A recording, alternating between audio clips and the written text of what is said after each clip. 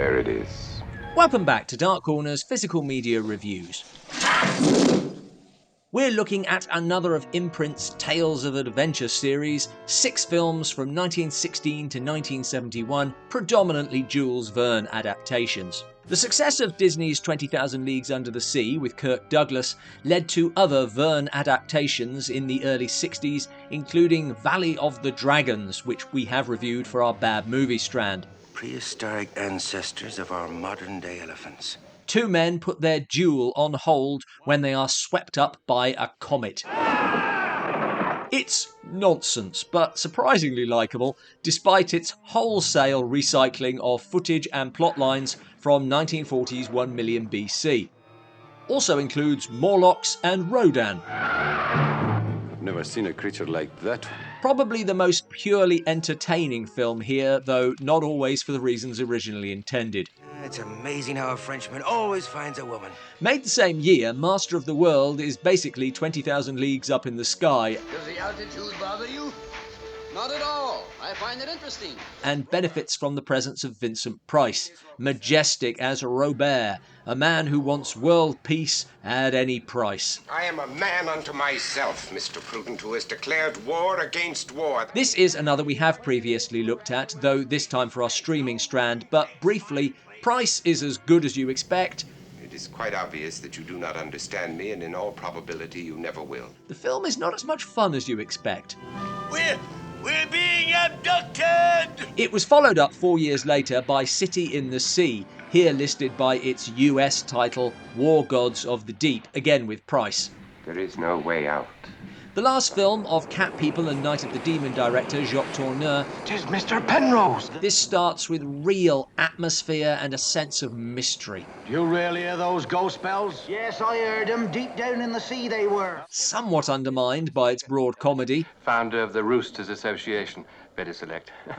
Then totally jettisoned when the protagonists discover the undersea city of Lyonesse. Beautiful, isn't it?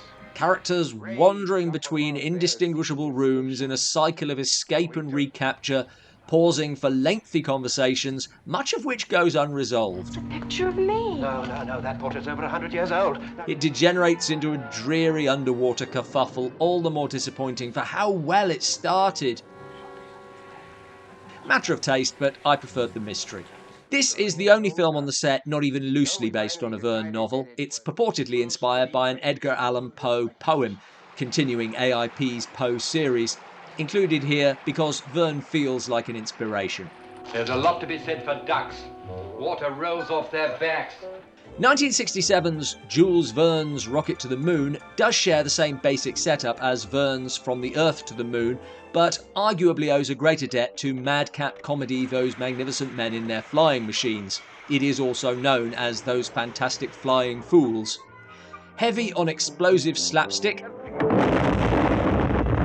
and light on wit, I found this tedious where it ought to be effervescent, despite, or perhaps because, of its overstuffed all-star cast, including Lionel Jeffries. I was told to design a projectile to convey a man to the moon. Nothing was said about bringing him back. Who had already gone to the moon once, courtesy of H.G. Wells and Ray Harryhausen in First Men in the Moon. You don't understand me, do you? I don't understand any of you. The Light at the Edge of the World is the only cinematic adaptation of Verne's posthumously published novel The Lighthouse at the End of the World. Starring and produced by Kirk Douglas, its possible audiences went in looking for another 20,000 Leagues and were probably quite shocked. Leaving aside its qualities as a film, and despite being a Verne adaptation, this feels way out of place on a box set dominated by fun, if faintly silly films. This is serious and sometimes brutal. Candidly, I also found it long, slow and dull, never living up to its own grand ambitions. Most revealing about human nature. Yul Brynner feels wasted as elegant villain by numbers. I'm Jonathan Congreve, your captain. And the late Samantha Eggar similarly as victim by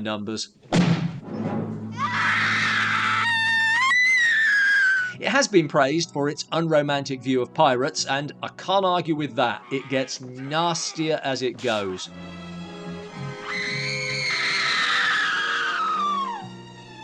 It doesn't have anything to balance that out. The most interesting of the collection, which doesn't necessarily mean best, is 1916's 20,000 Leagues Under the Sea, the first feature film, I'm informed, shot underwater, something of which it is rightly proud, introducing its submarine photographers.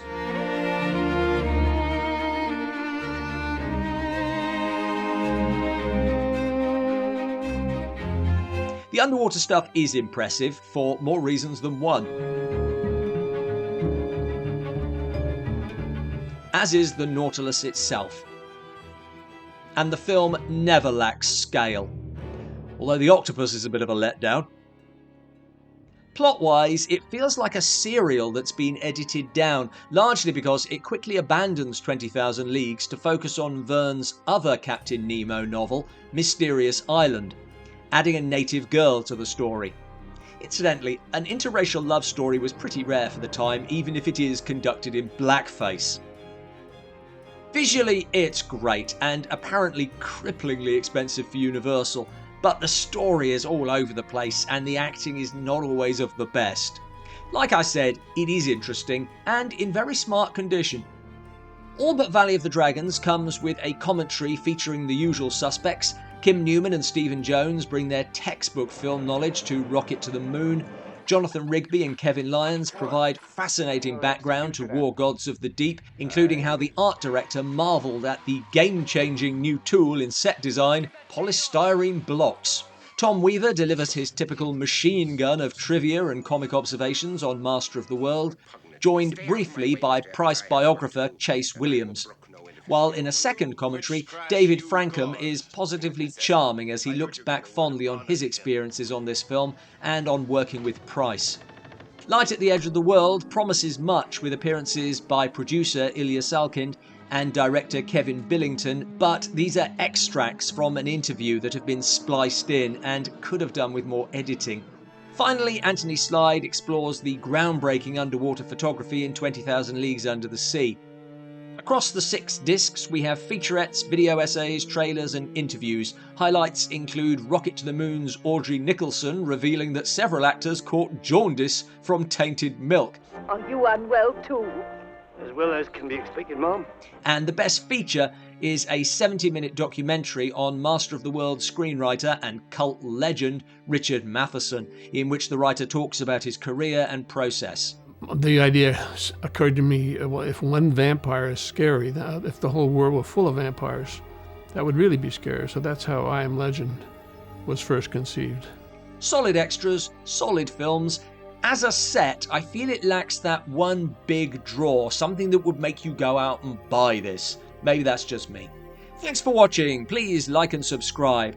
Star of Dr. Dolittle and more Dark Corners reviews than she deserves, Samantha Egger passed away last month. What are your favourite performances? Let us know in the comments below.